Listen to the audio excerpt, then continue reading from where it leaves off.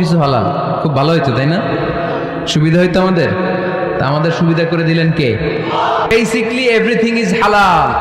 পৃথিবীর সব কিছু হালাল। আপনারা যদি কেউ কিছু বলে যে এটা কি হালাল না হারাম, আপনি হুট করে বলবেন আগেই বলবো হালাল। যদি হারামের দলিল পাওয়া যায় তখন বলবো হারাম, ঠিক কি না? আমাকে যদি বলেন এটা হালাল না হারাম, আমি যদি বলি হালাল, আপনি যদি বলেন দলিল দেন, এটা আপনি ভুল বলবেন। কারণ কোনো কিছু হালাল করতে হলে দলিল লাগে না। কোনো কিছুকে হালাল বলে সাব্যস্ত করতে দলিল লাগে না।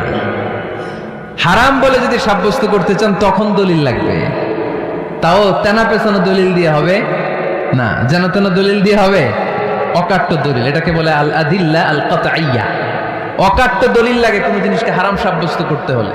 তাহলে এই যে আমাদের জন্য আল্লাহ সহজ করে দিলেন, সব কিছু বেসিকলি হালাল যতক্ষণ না এটা হারাম হওয়ার ব্যাপারে দলিল পাওয়া যায়।